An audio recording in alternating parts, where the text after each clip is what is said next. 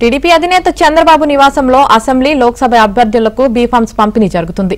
144 assembly 17 Lok Sabha అభ్యర్థులకు చంద్రబాబు చేతుల మీదుగా బీఫామ్స్ అందజేస్తున్నారు. తొలుత లోక్సభ అభ్యర్థులకు బీఫామ్స్ అందించారు. ముందుగా చంద్రబాబు చేతుల మీదుగా రామ్మోహన్ నాయుడు బీఫామ్ అందుకున్నారు.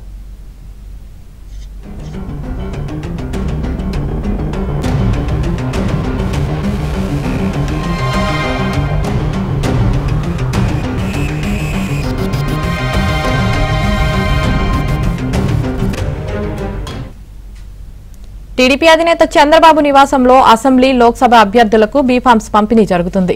144 అసెంబ్లీ 17 లోక్సభ అభ్యర్థులకు చంద్రబాబు చేతుల మీదుగా బీఫామ్స్ అందజేస్తున్నారు. తొలుత లోక్సభ అభ్యర్థులకు బీఫామ్స్ అందించారు. ముందుగా చంద్రబాబు చేతుల మీదుగా రామ్మోహన్ నాయుడు బీఫామ్ అందుకున్నారు.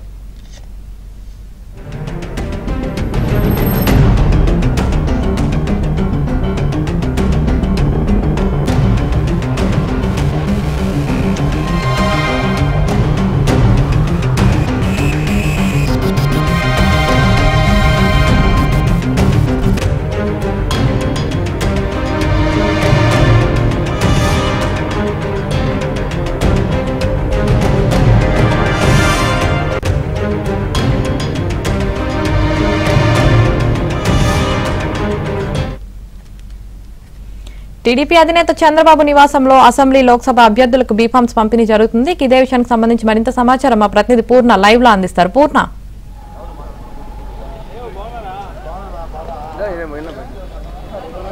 యామిని, టీడీపీ అధినేత చంద్రబాబు నివాసంలో ఏదైతే టీడీపీ అభ్యర్థులకు బీఫామ్స్ ఇచ్చే ప్రక్రియ మొత్తం కూడా ప్రారంభమైంది. ముందుగా అభ్యర్థుల చేత ప్రమాణం చేయించిన తర్వాత మొత్తం కూడా బీఫామ్స్ కూడా ఇష్టం కూడా జరుగుతుంది. ముందుగా శ్రీకాకుళం నుంచి మొత్తం కూడా ప్రారంభమైంది. ఎందుకంటే రాష్ట్రానికి ఈశాన్య మూల శ్రీకాకుళం జిల్లా కావడంతో శ్రీకాకుళంలో ముందు అక్కడ రామ్మోహన్ నాయుడికి ఇవ్వడం జరిగింది. ఆ తర్వాత వరుసగా అక్కడి నుంచి కూడా ఇచ్చుకొస్తున్నారు. మరి కొద్దిసేపట్లో ఈ ప్రక్రియ మొత్తం కూడా పూర్తవుతుంది. ఆ తర్వాత వీరిని ఉద్దేశించి చంద్రబాబు కూడా ప్రసంగిస్తారు. ప్రధానంగా రాష్ట్రంలో నెలకొన్న పరిస్థితులతో పాటు ఎన్నికల్లో అనుసరించాల్సిన వ్యూహ ప్రతివ్యూహాల మీద చంద్రబాబు వారికి దిశానిర్దేశం కూడా చేయబోతున్నారు. మరోవైపు లీగల్ సెల్ టీం కూడా ఇక్కడికి రావడం కూడా జరిగింది. లీగల్ సెల్ టీం చేత ఏదైతే ఈ నామినేషన్స్ ప్రక్రియ ఉందో, ఏ విధంగా నామినేషన్స్ చేయాలి, డిస్క్వాలిఫై అవ్వకుండా ఏ విధంగా చూడాలి అంశం మీద అక్కడ ఉన్న న్యాయ నిపుణులతో కూడా మాట్లాడించే అవకాశం కూడా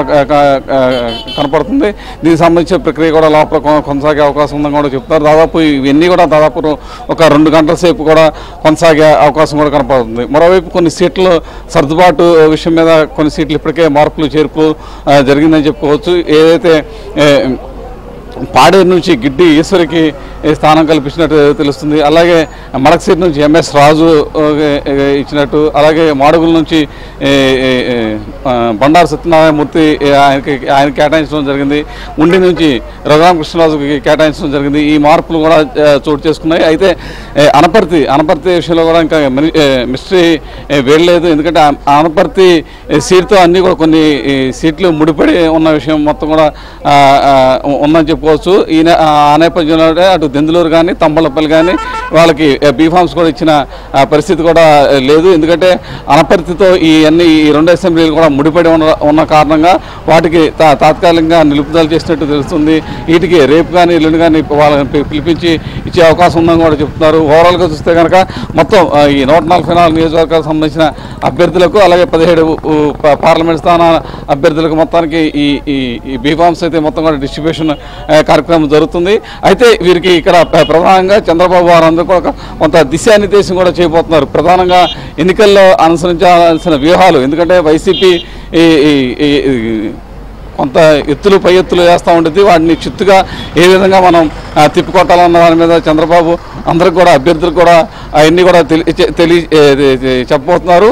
అదేవిధంగా ఈ నామినేషన్స్ ప్రక్రియ మొత్తం కూడా కూడా 2 రోజుల నుంచి కొనసాగుతుంది. ఎక్కడ కూడా నామినేషన్స్ అనేది డిస్క్వాలిఫై అవ్వకుండా ఉండేందుకు కొంతమంది న్యాయ నిపుణుల సలహా కూడా ఇక్కడ చంద్రబాబు గారు వాళ్ళ చేత కూడా ఇప్పించే ప్రయత్నం కూడా చేస్తున్నారు. ఎందుకంటే వాళ్ళు కూడా ఇప్పటికే చంద్రబాబు నివాసానికి చేరుకున్నారు. అది కూడా ఒక అంశంగా జోడించి వాళ్ళ చేత ఈ నామినేషన్స్ ఎలా పూర్తి చేయాలి, వాటిని డిస్క్వాలిఫై అవ్వకుండా ఏ ఏ విధంగా జాగ్రత్తలు తీసుకోవాలి, ఎటువంటి కేసులకు సంబంధించి ఎలా మనం తెచ్చుకోవాలి, వాటికి సంబంధించిన వివరాలన్నీ కూడా ఎలా సేకరించాలనే దాని మీద కూడా మొత్తం కూడా ఇక్కడ అభ్యర్థులకు అయితే మొత్తం కూడా న్యాయ నిపుణులు అయితే చెప్పే అవకాశం ఉంది.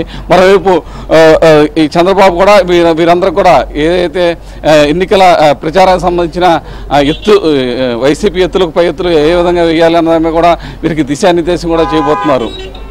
Right, thank you Purna.